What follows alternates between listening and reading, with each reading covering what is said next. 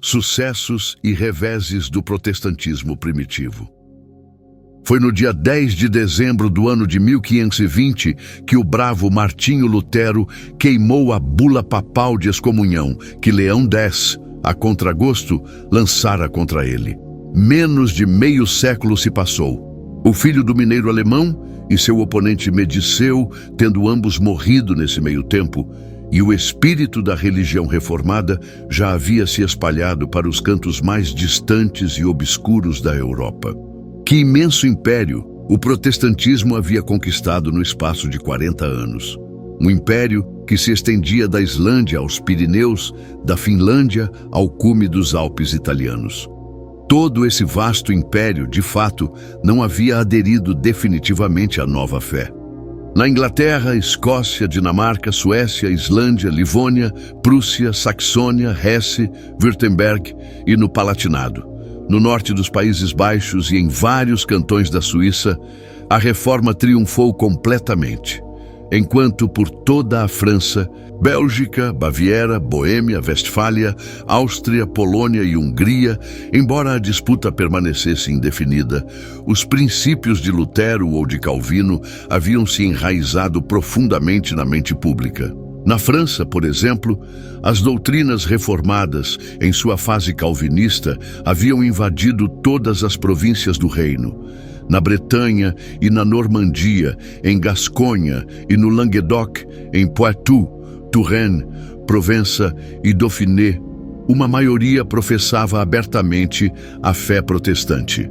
Vossa Alteza, escreveu o embaixador veneziano na corte da França em 1561 ao doge, pode estar certo de que, com exceção das classes mais baixas, que ainda frequentam zelosamente as igrejas, todos os demais se afastaram, especialmente os nobres, e quase sem exceção, os homens com menos de 40 anos. Ele diz ainda que não apenas padres, monges e freiras haviam adotado essa heresia, mas até bispos e muitos dos prelados mais importantes, acrescentando que prisão, açoites e a fogueira, tendo apenas agravado a situação, foram abandonados, e que os prisioneiros libertados andavam por aí se parabenizando por terem vencido a batalha contra adversários que estavam aprendendo a chamar de papistas. Na Polônia prussiana, o direito das principais cidades ao exercício da religião segundo os preceitos luteranos foi confirmado por cartas expressas em 1557 e 1558. Enquanto, na Polônia propriamente dita, os protestantes chegaram até a tomar posse de sedes episcopais. Na Hungria, no ano de 1554, um luterano foi eleito palatino do Império. Na Baviera, uma grande maioria dos nobres havia abraçado as novas doutrinas, e o próprio duque ocasionalmente comparecia ao culto protestante. Na Áustria, a revolução de sentimento foi ainda maior. Os nobres estudavam em Wittenberg, sob professores que tinham sido discípulos de Lutero. Os colégios da Áustria estavam repletos de protestantes, e afirmava-se que apenas cerca de 1/30 dos habitantes permanecia fiel ao Papa. Nos Países Baixos, as mais brutais perseguições falharam em alcançar seu objetivo. A ferocidade quase desumana de Alva e o assassinato de cerca de 30.000 protestantes apenas nas províncias baixas foram incapazes de deter o avanço das novas ideias. A Espanha e a Itália, elas próprias não isentas de influências heréticas, foram os únicos países europeus de alguma importância que, após meio século de luta, ainda podiam ser considerados leais à Santa Sé.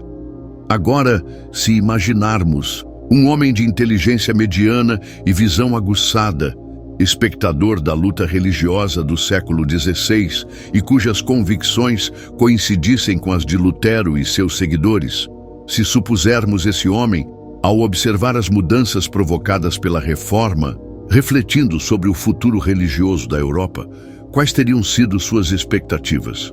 podemos duvidar de sua razoável convicção de que em 3 ou 4 décadas veríamos os estertores finais daquele venerável sistema de governo eclesiástico, dotado de uma vitalidade quase antediluviana, que das 7 colinas estendera seu cetro espiritual sobre o mundo por uma sucessão de séculos ainda maior que a dos sucessores de Rômulo na Cidade Eterna.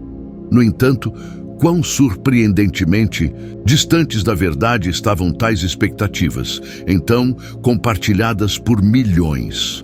80 anos se passaram, o conflito foi travado e amainou, e em 1648 os direitos e as fronteiras das igrejas rivais foram determinados por tratado. Mas como foram determinados?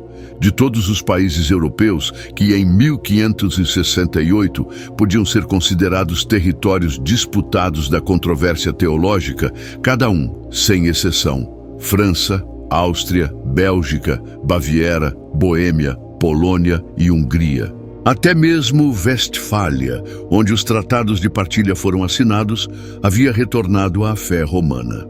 Não apenas o protestantismo os perdeu todos, mas passados mais de 200 anos, ele nunca os recuperou. Não há uma única nação europeia que seja protestante hoje, exceto aquelas que já haviam se tornado protestantes há mais de 300 anos. Nós cristãos, fora da fé romana, temos muito a alegar em resposta. Afirmamos que a decadência nacional da Espanha, de uma posição de preeminência orgulhosa, se deveu, em grande parte, à influência de sua Igreja Católica, que a civilização foi retardada na Itália e na Irlanda pelo mesmo motivo e de maneira geral, que o crescimento da riqueza, do empreendedorismo e da inteligência tem sido maior ao norte da fronteira estabelecida pela Paz de Westfália do que ao sul dela. No entanto, a fronteira geográfica entre as duas religiões, tal como então acordada, mal se alterou desde aquele dia até hoje. No que diz respeito à variação do número de protestantes e católicos desde que a paz foi estabelecida, a variação tem sido favorável à Igreja Católica Romana. Mesmo nos países mais protestantes e em nossos próprios tempos, os avanços do catolicismo sobre a fé predominante têm sido tais que devem inspirar em mentes reflexivas sérias considerações. Em um terço de século, ou seja, de 1833 a 1867, o número de igrejas católicas na Grã-Bretanha mais que dobrou, enquanto o número de seminários católicos aumentou mais de 5 vezes. Até o ano de 1833, o ano em que nasceu o grande movimento tractariano em Oxford, não havia nas Ilhas Britânicas um único convento ou escola católica. Mas, nos 34 anos seguintes, foram fundados na Grã-Bretanha quase 300 conventos e cerca de 450 escolas católicas. Certamente, um progresso muito notável, alcançado na era moderna e no país mais protestante do mundo pela Igreja de Roma.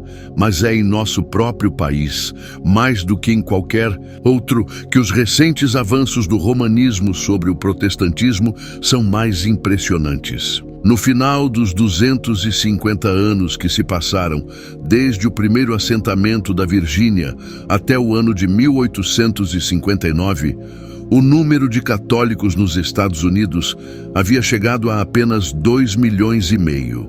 Mas, ao final dos 9 anos seguintes, ou seja, em 1868, esse número havia dobrado. 12 anos antes, eles representavam apenas 1/12 de nossa população. Hoje, provavelmente, constituem mais de 1/7.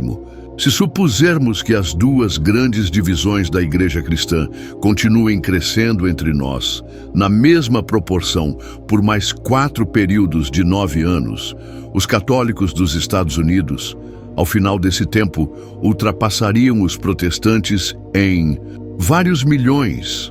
Quão maravilhoso se admitirmos que a razão e as escrituras estavam do lado dos reformadores. É tudo isso. Do ponto de vista protestante usual, quão cheio de dificuldades na explicação.